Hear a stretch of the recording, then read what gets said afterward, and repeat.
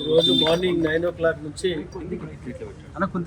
Enforcement department వారు search చేయడానికి రావడం జరిగింది. డిప్యూటీ డైరెక్టర్ ఎన్ఫోర్స్మెంట్ వారి సిబ్బంది మొదటి నుండి మా ఇంట్లో మా బ్రదర్ ఇంట్లో ఎన్ఫోర్స్మెంట్ వాళ్ళు సోదాలు చేసి లాస్ట్కి తేలింది ఏంటంటే అక్కడ కొండలు దోవి ఎలుకలు పట్టినట్టున్నారు.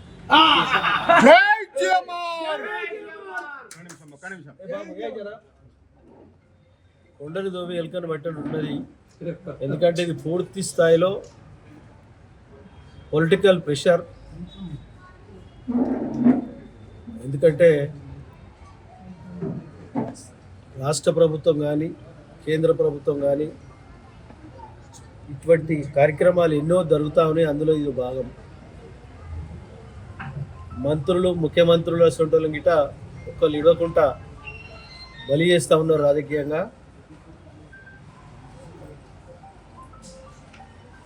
ఆ బలి అనేది భగవంతుడు చేయాలి కానీ ఎవరు చేస్తే అయ్యే పని కాదు.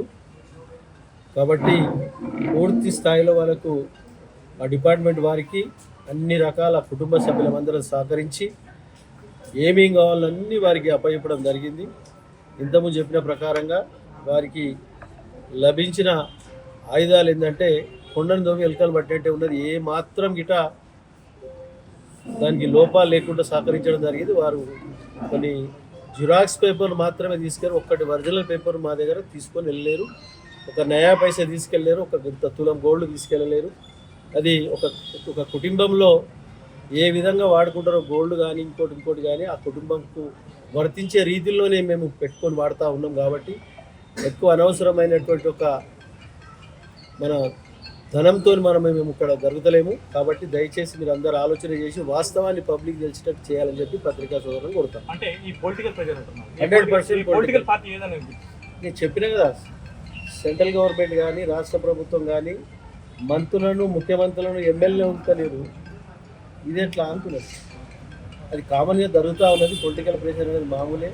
జీవిత ప్రయాణంలో చూసుకుంటూ వచ్చిన ఇంత ముందు కూడా చూస్తాం. దానికి ఎక్కడ దాన్ని కాంప్రమైజ్ ఉండదు. పూర్తి స్థాయిలో ప్రజల సేవలో నిమగ్నమై ఉంటుంది. ఎక్కడ లేదండి. అవన్నీ మేము చెప్పినప్పుడు మేము చెప్తాం. అది ఇప్పుడు చెప్తామని జనవసరం పార్టీ మారడానికి అంటే రకరకాల ప్రెషర్స్ ఉంటాయి. ఒకటే ప్రెషర్ కాదు కదా. ఒక బాడీకి ఎన్ని రకాల డిసీజ్ ఉంటాయి.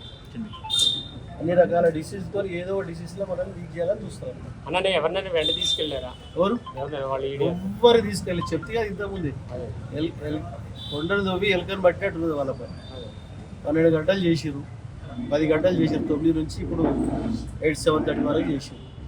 కాబట్టి పూర్తి స్థాయిలో అన్ని రకాల మేము వాళ్ళకి సహకరించడం జరిగింది. వారు ఏమేమి కావాలో వాళ్ళు అన్ని జిరాక్స్ పేపర్ తీసుకొని వెళ్ళడం జరిగింది. ఒక నయా పైసా ఒక తులం గోల్డ్ గిట్ట కానీ ఎక్కడ కానీ ఏమాత్రం వారికి లభించకపోవడం వారికి పూర్తి స్థాయిలో అర్థమైంది. ఇది ఫేర్ బుక్ అని అది కాబట్టి ఆ విధంగా నేను మీ అందరికీ తెలియజేసిందంటే ప్రజలకు వాస్తవాన్ని తెలియదని తెలియదు.